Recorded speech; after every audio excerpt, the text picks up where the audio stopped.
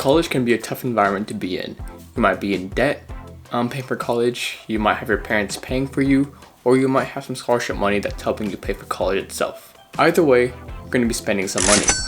The problem is, most people just don't know how to spend their money wisely and they don't know how to budget. So today, I'm going to give you guys my tips and tricks and help you budget while you're in college so you can manage your finances the correct way.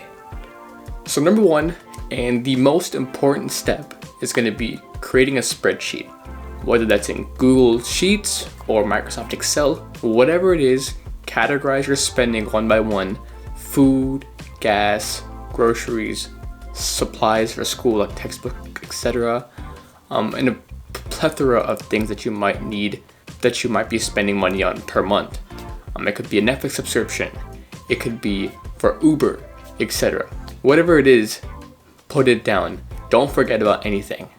After that, put down how much you want to spend per month for each category. And then create a pie chart. So you might have heard of the 50-30-20 rule, which is spend 50% on needs, then 30% on wants, and 20% on savings. But when you're in college, don't follow that rule. That's easily the worst possible rule for you to follow. The problem with that rule is it doesn't take into account students in college. Most likely you're dorming and that tuition money, housing is being paid by your parents, or you took out a loan, etc. So you don't really have that many needs other than paying for gas, etc. if you commute. So we're gonna change it up a bit. I want you guys to save around 50% of the money you get per month, whether that's from a job, a side hustle, an allowance, whatever it is. Save around 50%. Now that can include investments, it cannot include investments, that's your choice, but at least 50%. The other 50% you can do anything with. As long as you have the 50%, you're golden. Number two is gonna be, don't forget about student discounts.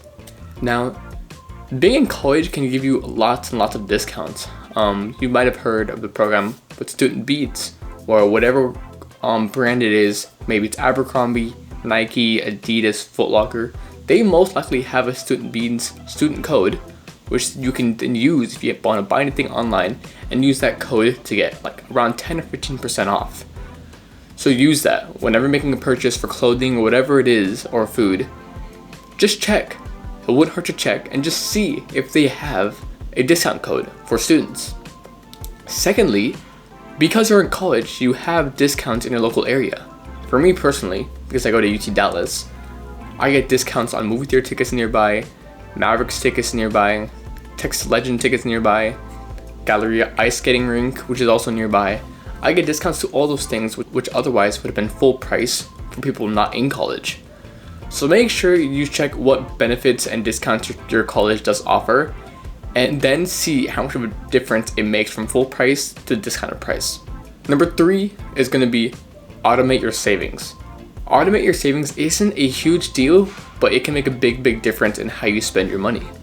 Last year, I did not automate my savings. Whenever I got my check from my job, it all went to my checking account, and then I always felt obliged to spend a lot more money because I saw I had more money in my checking account.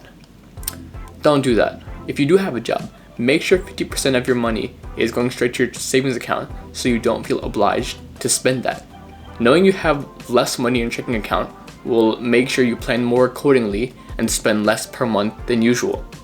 Number four, don't spend a lot on things you can do without, such as food, coffee. Those expenses can add up quite fast. Starbucks, if you get Starbucks every week or so, if you get food every week, that's around $100 per month, $100 or $200 per month you're spending money on food for. So just think about it. Once in a while is okay, but think about it. Is it really worth spending that much money? Look at your budget sheet accordingly. If you have $50 max per month on food, or $100 max per month for food, know how often you can go to Starbucks to get coffee or get dinner with your friends, just to make sure you're not going over that budget you set for yourself.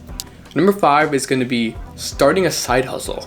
Now, you may not have time for this, I get that, but if you're in college, you probably have a social life. Maybe you're going to parties at night, going out to drink, whatever it is, you might have some free time.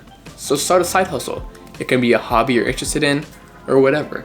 Maybe you found some clothes that you don't really like, you overgrew, don't like it anymore and you're not gonna wear it, sell it. Maybe you just got into cooking and baking. Maybe bake some baked goods and sell it on your local campus. Maybe start off that e-commerce business that you want to start and see how that goes.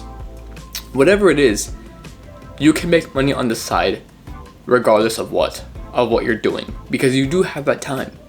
Number 6 and the final one is going to be getting a student credit card. Now most likely if you're in college, you just turned 18 or 19, whatever it is, you probably have little to no credit.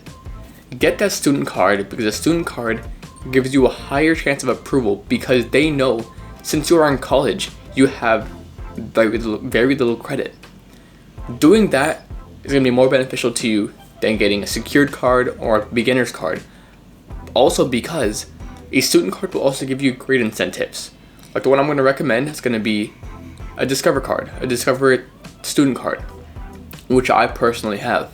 Now that card gives me $20 or so per semester or per grade, I'm not sure which one it is, based on what kind of GPA I have throughout the semester, throughout the year. So these kind of little things can make you work a bit extra hard on school as well, making you a bit more productive to make sure you get some extra money even if you don't work part-time. On top of that, the Discover It card does give you 5% cash back on quarterly categories that rotate throughout the year, and you can also grow your credit score that way so you can get started early on. But one thing I will note is when you do put all your expenses on this card according to your monthly budget, make sure you pay off that card in full every month so your balance does not transfer over to next month and you pay interest on that, which will tank your score. This is where the budget comes in handy, because since you know how much you're spending per month, you know how much you should be spending around your credit card per month. Just make sure your credit usage is around 10% or so of your credit limit. So, because if you do go over a certain amount, it does drop your score down a little bit. So just make sure you're on the 10-20% mark for your credit usage, just so you can guarantee the best results when it comes to your credit score. But yeah, these are the things I do to help me manage my finances in college, and it benefits me tremendously, so I hope it does for you as well. So if you enjoyed this video, please consider subscribing, turn on post notifications, and I'll see you next time.